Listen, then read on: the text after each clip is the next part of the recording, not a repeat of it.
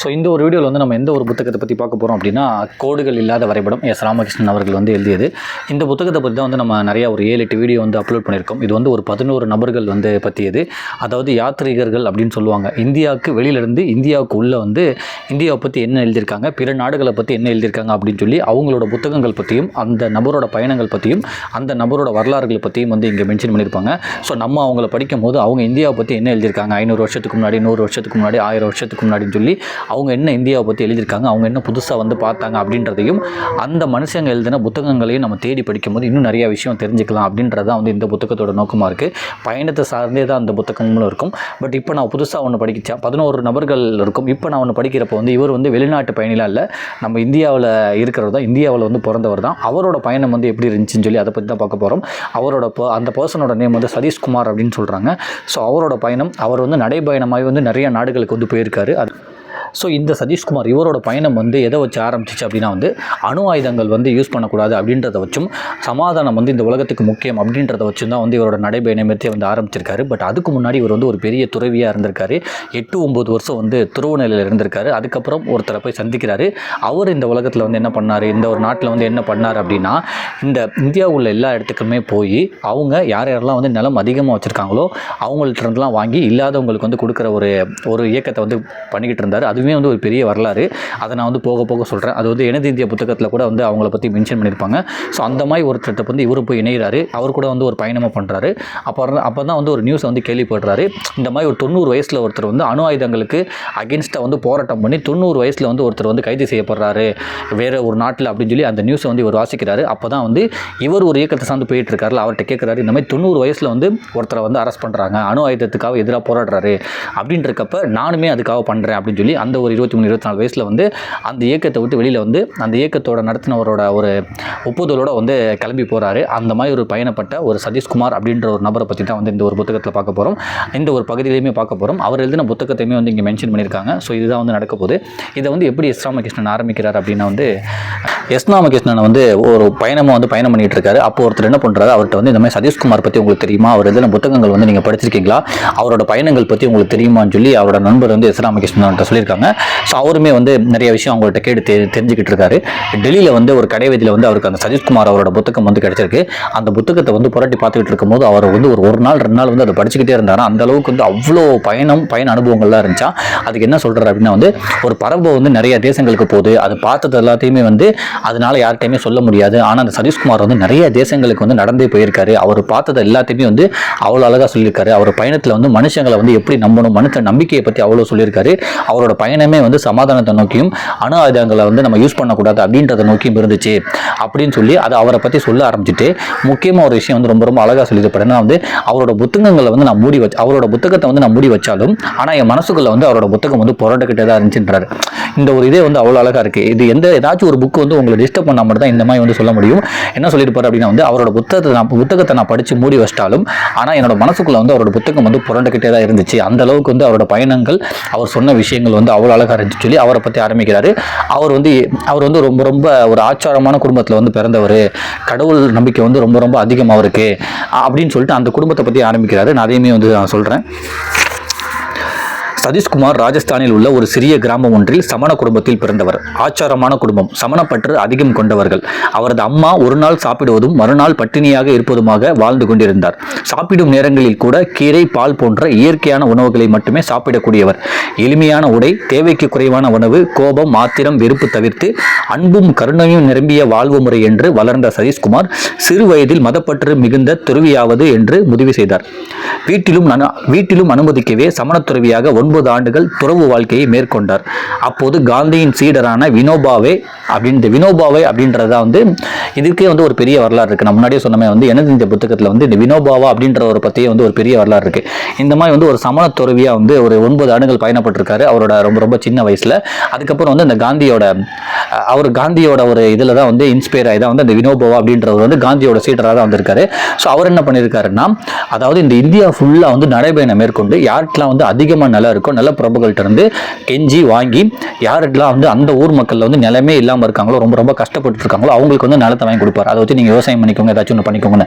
அதுக்காக வந்து இந்தியா பூரா அவ்வளோ பெரிய பயணம் பண்ணியிருக்காரு. கிட்டத்தட்ட வந்து ஒரு எவ்வளோ நிலத்தை வந்து அவர் வாங்கினார் அப்படின்னா வந்து அதுக்கே வந்து ரொம்ப ரொம்ப அதிகமாக வந்து சொல்லியிருப்பாங்க. 50 லட்சம் ஏக்கர் நிலங்களை வந்து அவர் வாங்கி தானமாக கொடுத்துருக்காரு அப்படின்னு சொல்லுவாங்க. ஸோ அவரோட தான் வந்து சதீஷ்குமார் வந்து பயணப்படுறாரு. அப்படியே வந்து ஒரு 1-2 வருஷம் வந்து பயணப்பட்டு இருக்காரு. அப்போ தான் வந்து ஒரு விஷயம் வந்து அவருக்கு இன்ஸ்பயர் ஆகுது. என்னன்னா, லண்டனில் 1961-62 ஆண்டுகளில் அணு ஆயுதங்களை கட்டுப்படுத்த வேண்டும் என்று போராடிய எழுத்தாளர் பெர்ட்ரண்ட் ரசல். ஸோ இந்த எழுத்தாளர் வந்து அணு ஆயுதங்கள் வந்து வேணாம் அப்படின்னு சொல்லி போராடிட்டு இருக்காரு. அவரோட 90 வயசுல அவரை வந்து லண்டனில் அவரை வந்து அரெஸ்ட் பண்ணுறாங்க அதுக்காக. ஸோ அந்த நியூஸை வந்து இவர் வந்து சதீஷ்குமார் வந்து படிக்கிறாரு. ஏன்னா ஒருத்தர் 90 வயசில் வந்து அணு ஆயுதம் வேணாம் அப்படின்னு சொல்லி போராடி ஜெயிலுக்கு போகிறாரு. அப்போ நம்ம இவ்வளோ ஒரு 24-25 வயசில் இருக்கோம், அப்போ நம்ம ஏன் வந்து இப்படி இருக்கும் அப்படின்னு சொல்லி அந்த இயக்கத்தில் அந்த வினோபா அவர்கிட்ட வந்து சொல்கிறாரு. அந்த அதிகமாக நிலம் வச்சிருக்கவங்கள்ட்டலாம் வாங்கி வந்து நிலைமை இல்லாதவங்கள்ட்ட கொடுப்பார்ல, அவர்கிட்ட சொல்கிறாரு, இந்த மாதிரி நான் இவரோட நியூஸ் பார்த்தேன், 90 வயசில் ஒருத்தர் கைதாகிறாரு, அப்போ நான் என்ன பண்ணிட்டு இருக்கேன், நானுமே பயணம் மேற்கொள்ளலான் இருக்கேன், நடைபயணமாக போகலான் இருக்கேன், உலகம் ஃபுல்லாக நடந்தே வந்து போகலான் இருக்கேன், நடந்து போகும்போது இந்த சமாதானத்தை பற்றியும் அணு ஆயுதங்கள் வந்து யூஸ் பண்ண வேணாம் அப்படின்றத பற்றியும் நான் சொல்லலான் இருக்கேன் அப்படின்னு அவர் வந்து சரி உன்னோட நோக்கெல்லாம் சரிதான் சொல்லி ஒப்புதல் கொடுக்குறாரு. பட் 2 கண்டிஷன் சொல்றாரு வினோபா. என்னன்னா வந்து நீ போற இடத்துல வந்து காசு பணம் எடுக்காம தான் போகணும். ஏன்னா நீ காசு பணம் எடுத்துட்டு போனீங்கன்னா மறுபடியும் வீட்டுக்கு போறதுக்காக நீ கிளம்பி போயிடுவ. ஸோ போறப்ப காசு பணம் எடுக்காம போகணும் ஒன்று. 2வது விஷயம் என்ன சொல்றாருன்னா வந்து நீ வந்து போற இடத்துல வந்து சைவம் தான் சாப்பிடணும். ஏன்னா நீ சைவம் சாப்பிட்றப்ப ஏன் வந்து நீ சைவம் சாப்பிட்றன்னு சொல்லி கேட்குறப்ப அதாவது அடுத்த உயிர்களை வந்து கொல்லக்கூடாது அப்படின்னு சொல்லி அதை ஆரம்பிச்சு உன்னோட நீ வந்து எதுக்காக பயணம் பண்ற சமாதான பற்றியும் அணு ஆயுதங்கள் வந்து யூஸ் பண்ணக்கூடாது அப்படின்றத பற்றி ஈஸியாக வந்து அந்த ஒரு கேள்வியிலே வந்து உன்னோட பதில் எல்லாத்தையுமே சொல்லிடலாம். அதனால இந்த 2 விஷயத்தை வந்து நீ ரொம்ப ரொம்ப கடைபிடிக்கணும். காசு பணம் வந்து வைக்காம போகணும். அப்போ தான் வந்து அடுத்த நபர்களை போய் சந்திப்ப. காசு பணம் இருந்தால் ஊருக்கு திருப்பி வந்துடுவா. காசு இல்லைன்னா என்ன பண்ணுவ, அடுத்தவங்களை போய் சந்திப்ப, எங்கே தங்குறது எங்கே சாப்பிட்றதுன்னு கேட்ப. அப்படி இருக்கப்போ மனுஷங்களை மனசில் நீ நம்ப ஆரம்பிப்ப, மனுஷங்களை இயல்பை வந்து நீ தெரிஞ்சுக்க ஆரம்பிப்ப, மனுஷங்களோட இயல்பும் சுபாவமும் வந்து எப்படி இருக்குன்னு சொல்லி நீ தெரிஞ்சுக்க ஆரம்பிப்ப. அது ஒன்று. 2வது விஷயம் வந்து நீ வந்து சைவம் சாப்பிடணும். அவங்க ஏன் சைவம்னு கேட்குறப்போ இந்த மாதிரி உன்னோட நோக்கத்தை சொல்லணும் அப்படின்னு சொல்றாரு. அவருமே வந்து சரின்னு சொல்லி அதுக்கப்புறம் அவரோட பயணத்தை வந்து ஆரம்பிக்கிறாரு. எங்க நான் வந்து டெல்லியில வந்து காந்தி சமாதி அப்படின்றாங்க. அவர் எங்க ஆரம்பிக்கிறாரு அப்படின்றதே இங்க சொல்லியிருக்காங்க. டெல்லியில் உள்ள காந்தி சமாதியில் தான் வந்து அவரோட பயணத்தை வந்து ஆரம்பிக்கிறாரு. அப்படியே வந்து நடக்க ஆரம்பிச்சுக்கிட்டே வந்து இருக்காரு. உடனே அவர் வந்து அந்த லண்டனில் வந்து 90 வயதில் கைதானார்ல, அவருக்குமே வந்து கடிதம் எழுதி போடுறாரு. இந்த மாதிரி உங்களோட நியூஸை கேள்விப்பட்டு தான் வந்து நான் நடைபயணமாக போகிறேன், இந்த மாதிரி வந்து சமாதானத்தை பற்றியும் அணு ஆயுதங்கள் பற்றியும் நான் வந்து எல்லாத்திட்டையுமே சொல்ல போகிறேன் அப்படின்னு அவருக்கு அவர் சொல்கிறாரு. கண்டிப்பாக லண்டன் வந்தால் நம்ம 2 பேர் சந்திக்கலாம், நான் வந்து உயிரோடு இருந்தால் கண்டிப்பாக நீ என்னை வந்து சந்திக்கணும் அப்படின்னு சொல்லி சொல்கிறாங்க. ஸோ கடிதம் மூலியமாக இவர் சொல்கிறாரு. அவருமே வந்து ரிப்ளை போடுறாரு. இவர் அப்படியே வந்து பயணம் போய்கிட்டே இருக்கு. பாகிஸ்தான் எல்லையில் நிறுத்துறாங்க. அங்கேயுமே ஏகப்பட்ட பிரச்சனைகள் வந்து வருது. அப்போ இங்கே வந்து ஒரு 8 சாப்பாட்டு பொருட்களை கொடுக்குறாங்க. அங்கே போனால் உங்களுக்கு வந்து எந்த சப்போர்ட் கிடைக்குமா இல்லையான்னு தெரியல, நீங்கள் இதெல்லாம் கொண்டு போங்கன்னு. அதையுமே வாங்க மறுக்கிற இல்லை, கண்டிப்பாக வந்து அங்கே மக்களுமே வந்து கண்டிப்பாக நீ பார்த்துப்பாங்கன்னு சொல்லிட்டு அந்த பார்டர் கிட்ட போகிறப்போ வந்து அங்கே உள்ளவங்களாம் வந்து நியூஸில் இவரை பற்றி தெரிஞ்சிருச்சான். ஆல்ரெடி இந்தியாவில் வந்து இவர் இப்படி பண்ணிக்கிட்டு இருக்காரு, நடைபெற நிறைய மேற்கொள்றாருன்னு தெரிஞ்சுக்கிட்டு அவங்களுமே அலோவ் பண்ணியிருக்காங்க. பாகிஸ்தான் போயிருக்காரு. அங்கேயுமே நிறைய மக்கள் வந்து உதவி செஞ்சுருக்காங்க. நீங்கள் வாங்க நான் உங்களை காரில் கூட்டிகிட்டு போகிறேன்னு. இல்லை நான் நடந்தான் போகணுன்னு. சரி பரவாயில்ல உங்களோட உடைமைகளாச்சும் கொடுங்கன்னு சொல்லி வாங்கிட்டு போயிருக்காரு. ஸோ இவர் வந்து நடந்தே போய் அந்த பாகிஸ்தான் யார் வந்து வாங்க உங்களை சப்போர்ட்டை நான் வந்து காரில் கூட்டிகிட்டு போகிறேன்னு சொன்னவர் வந்து நான் நடந்து தான் போகணும், அதுக்காக தான் வந்திருக்கேன்னு. உங்கள் உடைமைகளை கொடுங்க, எங்கள் வீட்டுக்கு கொண்டு போகிறேன், நீங்கள் நைட்டு எங்கள் வீட்டுக்கு சாப்பிடுவாங்கன்னு. சரின்னு சொல்லி அந்த பாகிஸ்தான் அவரோட வீட்டில் சாப்பிட்ருக்காரு. அங்கே மக்களை மீட் பண்ணுறாரு. அதுக்கப்புறம் ஆப்கானிஸ்தான் சொல்லி இப்படியே ஒரு இடமா போடுறாரு. நிறைய பிரச்சனைகள் வருது. இதெல்லாம் கடந்து போகிறாரு. அங்கே எங்கெங்கெல்லாம் போகிறாரோ அங்கே உள்ள மக்களை மீட் பண்ணுறாரு. நிறைய விஷயங்களை வந்து மக்களுக்கு சொல்கிறாங்க. ஜாதி மதம் பார்க்காம வந்து நிறைய விஷயங்களை வந்து அவருக்கு ஷேர் பண்ணுறாரு. உலக அமைதியை பற்றி சொல்கிறாரு. அங்கே உள்ள முக்கியமான அந்த பிரதமர்கள்லாம் பார்க்குறாங்க, இவரோட நோக்கத்தை சொல்கிறாங்க. அந்த மாதிரி நிறைய விஷயம் வந்து அவர் பண்ணிக்கிட்டு போய்கிட்டே வந்திருக்காரு. இந்த மாதிரி தான் வந்து சதீஷ்குமாரோட பயணம் வந்து தொடர்ந்துகிட்டே இருக்கு. அதுக்கப்புறம் வந்து பாகிஸ்தான் போறாரு, ஆப்கானிஸ்தான் போறாரு. அதுமாதிரி ஆப்கானிஸ்தான் அப்படின்னு சொல்லிட்டு இன்னொரு நாட்டில் வந்து ஒருத்தர் சந்திக்கிறாராம். அப்போ கேட்குறாரு எங்கே போயிட்டு இருக்கீங்கன்னு. நாங்கள் வந்து நடந்தே வந்து அமெரிக்கா போகிறோம் அப்படின்னு அவர் வந்து ரொம்ப ரொம்ப காமெடியாக சிரிச்சிருக்காரு. இதெல்லாம் சாத்தியமா, நீங்கள் என்ன முட்டாளா, நீங்கள் எப்படி உங்களால் நடந்தே அமெரிக்கா போக முடியும் அப்படின்னு வந்து சரி அப்படி நீங்கள் வந்து அமெரிக்கா ரீச் ஆகிட்டீங்கன்னா நீங்கள் என்ன வந்து பாருங்கன்னு சொல்லிட்டு போயிருக்காரு. பட் ஆனால் இவங்க நடைபயணமாகவும் சில இடத்துல வந்து போட்டு அந்த மாதிரி மாறி போய் லாஸ்ட்டில் வந்து அமெரிக்கா போய் அந்த மனுஷனே பார்த்துருக்காங்க. போகிறப்போ வந்து நிறைய நாட்டு பிரதமர்கள் நிறைய முக்கியமான தலைவர்கள்லாம் மீட் பண்ணி வந்த நோக்கத்தை சொல்லியிருக்காங்க. நிறைய மக்களுமே சந்திச்சு போயிட்டு இருந்திருக்காருன்னு சொல்லி அவ்வளோ அழகாக சொல்கிறாங்க. இந்தியாவிலிருந்து பாகிஸ்தான், அங்கிருந்து ஆப்கானிஸ்தான், பெர்ஷியா, ஈரான் வழியாக ருஷ்யாவிற்குள் சென்றிருக்கிறார். அங்கிருந்து போலந்து, கிழக்கு ஜெர்மனி, பெல்ஜியம் வழியாக பிரான்ஸ் சென்று படகில் டோவர் துறைமுகம் பயணம் செய்து அங்கிருந்து லண்டன் சென்று சவுத்ஹாம்ப்டனில் இருந்து மீண்டும் ஒரு படகு பயணம் மேற்கொண்டு நியூயார்க், அங்கிருந்து நியூ ஜெர்சி, பிலடெல்பியா என்று அமெரிக்கா தேசத்திற்குள் பிரவேசம் செய்திருக்கிறார் அப்படின்னு சொல்லி போட்டிருக்காங்க. இந்த நடைபயணத்திற்கு 2.5 வருடங்கள் ஆகின. வழிப்பயணத்தின் ஊடே அந்தந்த தேசங்களின் பிரதமர்கள் மத தலைவர்களை சந்தித்து உலக சமாதானம் குறித்து பேசியிருக்கிறார். போகின்ற இடத்தில் எல்லா மக்களோடும் கலந்து பேசி அகிம்சையின் வழியை எடுத்து சொல்லியிருக்கிறார்கள் சொல்லிட்டு இவரோட இன்னொருத்தனமே பயணம் பண்றாரு. பெர்ஷியாவில் மன்னரே அவர்களை வரவேற்று தங்க செய்திருக்கிறார். யூதம், இஸ்லாமியம், கிறிஸ்துவம், இந்து மதம், ஜொராஸ்ட்ரியம், சமணம் என்று அனைத்து மதங்களை சார்ந்த மக்களையும் அவர்களின் தனித்துவமான கலாச்சாரங்களையும் பழக்க வழக்கங்களையும் நேரில் கண்டிருக்கிறார்கள். ரஷ்ய அரசாங்கம் அவர்களை வரவேற்று ராஜ மரியாதை செய்திருக்கிறது. ரஷ்யாவில் நடைபயணம் மேற்கொண்ட போது தேயிலை தோட்டத்தை சேர்ந்த தொழிலாளர்கள் சொல்லிட்டு இந்த ரஷ்யாவில் பயணம் பண்ணும்போது தேயிலை தோட்ட தொழிலாளர்கள் உங்களை சந்திக்கணும்னு சொல்லிட்டு அவர்கிட்ட தேயிலை பொட்டங்கள் கொடுத்துருக்காங்க. 3 தேயிலை பொட்டலங்கள் கொடுத்துருக்காங்க. அவர் கேட்டிருக்காரு, எதுக்கு இந்த தேயிலை பொட்டலங்கள் கொடுக்குறேன் அப்படின்னு சொன்னா அதுக்கு அவங்க என்ன சொல்லியிருக்காங்கன்னா நீங்க ஒரு 3 ஜனாதிபதிக்கு இந்த தேயிலை பொட்டலங்கள் கொடுங்க. அதாவது யாருன்னா பிரான்ஸ் ஜனாதிபதி, அமெரிக்க ஜனாதிபதி, இங்கிலாந்து பிரதமர், இந்த 3 பேருக்கு இந்த 3 தேயிலை பொட்டலங்களை கொடுங்கன்னு சொல்லி அங்க உள்ள ஒரு மக்கள் சொல்லியிருக்காங்க. எதுக்குன்னு இவங்க 3 பேர் தான் அதிகமாக அணு ஆயுதங்கள் வச்சிருக்காங்க. அதாவது யாருன்னா பிரான்ஸ், அமெரிக்கா, இங்கிலாந்து, இந்த 3 ஜனாதிபதி பிரதமர்களுக்குமே கொடுங்க. இவங்க தான் அதிகமாக அணு ஆயுதங்கள் வச்சிருக்காங்க. ஸோ இவங்கள்ட்ட கொடுங்க. எப்பெல்லாம் ரொம்ப அவங்களுக்கு கோபமாகி அணு ஆயுதங்களை யூஸ் பண்ணலாம் அடுத்த நாட்டு மேலே, அடுத்த நாட்டு மக்கள் மேலே அப்படின்னு சொல்லி யோசிக்கிறப்ப இந்த தேயிலை அவங்க டீ போட்டு குடிக்கட்டும், அவங்க மனசு சாய்ந்தி அடைக்கும் சொல்லி இதை சொல்லி கொடுங்கன்னு சொல்லியிருக்காரு. அதே மாதிரி இவரும் அந்த நடைபயணம் மேற்கொண்டு பிரான்ஸ், அமெரிக்கா, இங்கிலாந்து இவங்க இந்த ஜனாதிபதி பிரதமரை மீட் பண்ணி இதையுமே சொல்லி கொடுத்துருக்காரு. ஸோ இந்த மாதிரி ஏகப்பட்ட 8000 மைல் தூரத்தை பணமே இல்லாமல் அப்படியே கடந்து போயிட்டு இருந்திருக்காரு. ஸோ அவரோட இது இவ்வளோ அழகாக இந்த பயணம் போயிட்டே இருந்திருக்கு. இந்த பயணத்தில் சமாதானம், அமைதி, அணு ஆயுதம் இதை பற்றி நிறைய விஷயம் சொல்லிக்கிட்டே போயிட்டு இருந்திருக்காரு. அது மாதிரி 8000 மைல் தூரத்தை கையில் பணமே இல்லாமல் கிடைத்ததை சாப்பிட்டு கொண்டு உறக்கம் வந்த இடத்தில் படுத்து எழுந்து கொண்டு பயணம் செய்து வெற்றி பெற்றிருக்கிறார் சதீஷ்குமார். காந்தி சமாதியில் துவங்கிய அவரது பயணம் அமெரிக்காவின் கென்னடி சமாதியில் முடிவுற்றிருக்கிறது. கையில் காசு இல்லாதவன் எல்லா மனிதர்களையும் நம்ப துவங்குவான். அவனுக்கு பிடித்தது பிடிக்காதது என்ற பேதம் இருக்கிறது.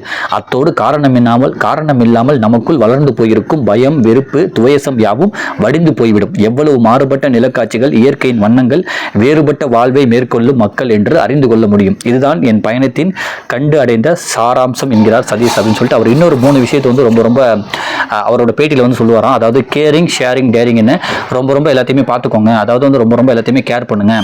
நீங்கள் பணத்தை கொடுத்து தான் கேர் பண்ணணும் அப்படின்னு இல்லை. நீங்கள் நான் ஒருத்தவங்களுக்கு நம்பிக்கையாக சப்போர்ட்டாக இருக்கிறதே ரொம்ப நல்லதுதான் சொல்லி கேரிங் பற்றி சொல்லுவாராம். ஷேர் பண்ணுறதுமே நீங்கள் பணத்தினால தான் ஷேர் பண்ணணும் அப்படின்னு இல்லை. அவங்களோட பிரச்சனைகளில் அவங்களுக்கு சப்போர்ட்டாக தேவைப்போ அவங்களுக்கு முன்னாடி நில்லுங்க. அதுவுமே ரொம்ப முக்கியம் அப்படின்றதான். டேரிங் அப்படின்னா ரொம்ப எதிர்த்து நில்லுங்க, பயப்படாதீங்க. எதிர்த்து நிற்கிறப்ப தான் எல்லாமே உங்களுக்கு கற்றுக்க முடியும். எதை பற்றியுமே பயப்படாதீங்க அப்படின்றதுமே சொல்லுவாராம். ஸோ இந்த 3 விஷயத்தையுமே அதுவுமே அவரோட பேட்டிகள் சொல்லிட்டு இருப்பாராம். இன்னொன்று என்னன்னா அவர் சில ஊருக்கெல்லாம் சில நாட்டுக்கு போய் ஒரு கதை சொல்லுவாராம். அதாவது ஒரு 500 வருஷத்துக்கு முன்னாடி ஒரு புத்தத்துறவி ஒரு மன்னரை பார்க்க வராரு. அந்த மன்னர் எனக்கு ஏதாச்சும் ஒரு ஆசை வழங்குங்க, நான் நிறைய வேலை செய்யணும்னு நினைக்கிறேன், எனக்கு டைம் கிடைக்க மாட்டேது அப்படின்னு அதுக்கு சொல்கிறதா நீங்கள் தூங்குங்கன்றாராம்.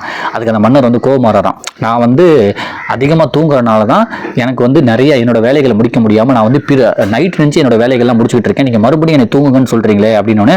இல்லை நீங்கள் தூங்கினா தான் உங்கள் மக்கள் நல்லா இருப்பாங்கன்னு ரொம்ப கோவப்படுறாராம். நான் தூங்கினா எப்படி என்னோட நாட்டு மக்கள் நல்லா இருப்பாங்க அப்படின்னு சொல்லி அந்த மன்னர் கேட்குறப்ப நீங்கள் எப்பெல்லாம் முழிச்சிட்டு இருக்கீங்களோ அப்போ என்ன பண்ணுறீங்க, அடுத்த நாட்டில் எப்போ போர் போய் தொடுக்கலாம், அடுத்த நாட்டு மக்களை எப்படி நம்ம கொல்லலாம், இல்லை அணு ஆயுதங்கள் எப்படி நம்ம தயாரிக்கலாம், இப்படி நிறைய யோசிச்சுக்கிட்டே இருக்கீங்க. உங்களோட கோபமும் உங்களோட அந்த ஒரு அடுத்தவங்களை அழிக்கணும் அப்படின்ற ஒரு இது உங்களுக்கு ஓடிக்கிட்டே இருக்கு. நீங்கள் முழிச்சுக்கிட்டு இருக்கப்ப, நீங்கள் தூங்கிட்டு இருக்கப்ப இதெல்லாம் உங்கள் மைண்டில் ஓடுறதே இல்லை. ஆனால் நீங்கள் தூங்கினாவே உங்கள் நாட்டு மக்கள் நல்லா இருப்பாங்க. ஏன்னா நீங்கள் பண்ணுறதுனால அந்த நாட்டில் உள்ள மன்னர்கள் உங்கள் நாட்டு மக்கள் மேலே ஏதாச்சும் ஒன்று பண்ணுறாங்க. அதனால உங்கள் மக்கள் ரொம்ப கஷ்டப்படுறாங்க. ஸோ நீங்கள் தூங்கினாலே உங்கள் மக்கள் நல்லா இருப்பாங்க, உங்கள் நாட்டு மக்கள் நல்லா இருப்பாங்க அப்படின்றாராம். ஸோ இந்த கதையை அந்த நாட்டு மக்கள் ரசிச்சாங்க அப்படின்றாங்க. ஸோ இவர் போகிறப்ப இந்த மாதிரி கதைகளுமே சொல்லிட்டு போயிட்டு இருந்திருக்காரு. ஸோ அதுக்கப்புறம் சின்னதாக ஒரு விஷயத்தை சொல்லி அவர் எழுதின புத்தகத்தை சொல்லி முடிக்கிறாங்க. நான் இப்போ முக்கியமான விஷயம் மட்டும் தான் சொல்லியிருக்கேன். பட் நீங்கள் அந்த புத்தகத்தை வாங்கி படிங்க, நிறைய விஷயம் உங்களுக்கு தெரியும்.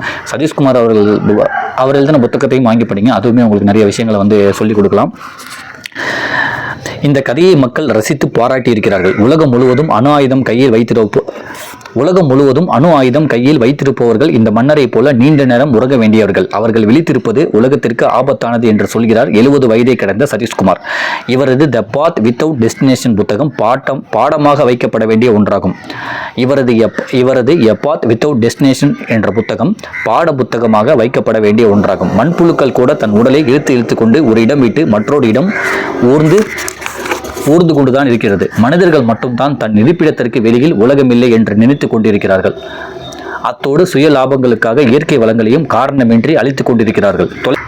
தொலைக்காட்சி பெட்டியின் வழியாக மட்டுமே உலகை அறிந்து கொள்ள முயற்சிக்காமல் சற்றே வெளியே வந்து பார்க்கவும் நடக்கவும் சுற்றி அலையவும் ஆசைப்படுகின்றவர்கள் கட்டாயம் வாசிக்கவும் கற்றுக்கொள்ள வேண்டிய முக்கிய நூல் இந்த சதீஷ்குமார் எழுதிய நூல் அப்படின்னு சொல்லிட்டு அதை முடிக்கிறாங்க. நடந்து பாருங்கள் உலகம் பெரியது அப்படின்னு சொல்லி அந்த ஒரு புத்தகத்தோட பேர் a path without destination, Satheeshkumar, Penguin, London அப்படின்னு சொல்லி போட்டிருக்காங்க. ஸோ இந்த புத்தகத்தையுமே வந்து நான் வந்து டிஸ்கிரிப்ஷனில் வந்து மென்ஷன் பண்ணுறேன். நீங்களுமே பார்த்து படிங்க, நிறைய விஷயம் தெரிஞ்சுக்கோங்க. ஒரு பயணம் மூலியமா எவ்வளோ பெரிய ஒரு விஷயத்தை வந்து சொல்லியிருக்காரு அப்படின்றது வந்து நீங்களுமே தெரிஞ்சுக்கோங்க. நீங்களுமே நிறையா பயணம் பண்ணுங்கள், இந்த மாதிரி புத்தகங்களும் வாங்கி படிங்க, நிறைய விஷயம் வந்து தெரிஞ்சுக்கலாம். நன்றி.